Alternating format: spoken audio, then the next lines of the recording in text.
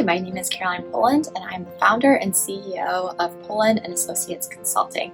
Today I'm going to continue with my Window of Tolerance series and talk about what we can do to widen that window of tolerance and bring ourselves down if we're feeling like we are in hyperarousal, or how to bring ourselves up if we are down in hypoarousal. So again, remember that that window of tolerance is just that zone or range in which we can optimally function, that we can face hard things, we can experience hard feelings, and that we're able to regulate in the middle of.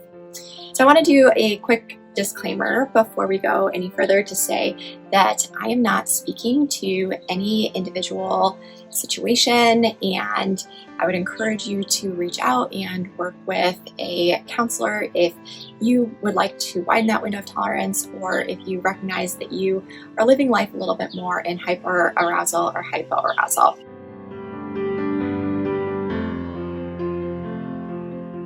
So when you are in hypoarousal, when you're in that shutdown space, shame, hopelessness, depression, things like that, what we want to do is actually increase arousal a little bit. We want to be careful not to increase too far and get into anxiety. And remember that anxiety and depression can kind of serve as adaptive coping strategies for one another. So we want to bring it up, but not too far up.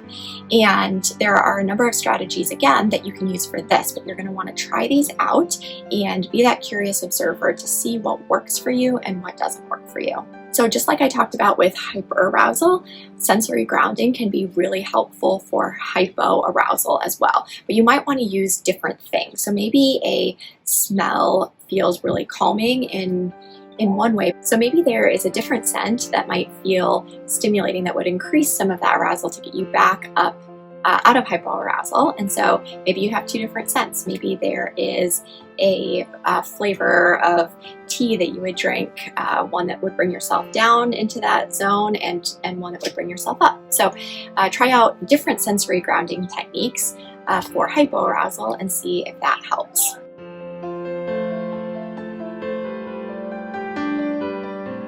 Dancing can be a great strategy just because it gets our body moving and tends to be fun. And so doing different dance moves, or just having a different playlist for when you're feeling a little bit down that you can turn on and just kind of move and sing to would be fun.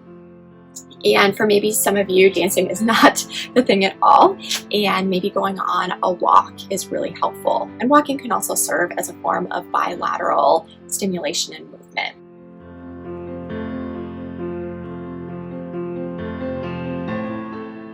Nature can work both to get us out of hyperarousal and hypoarousal. If you're outside, you can go and just put your hands on the ground or on a tree. Again, that's sensory grounding and lets us kind of absorb nature a little bit, and that can be really helpful for us.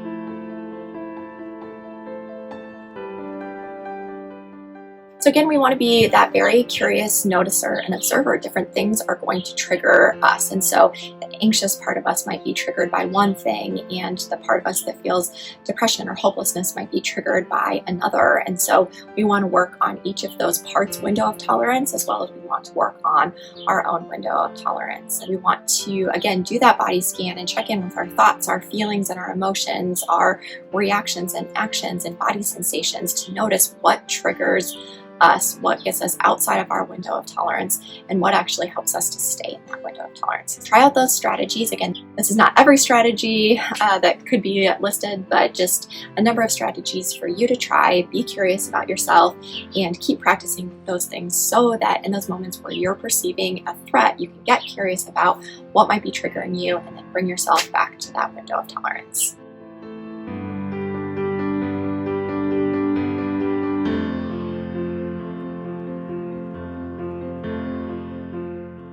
You can find me on Facebook and Instagram at Poland & Associates, and my website, polandassociates.com. And make sure that you subscribe to this channel so that you don't miss out on future videos.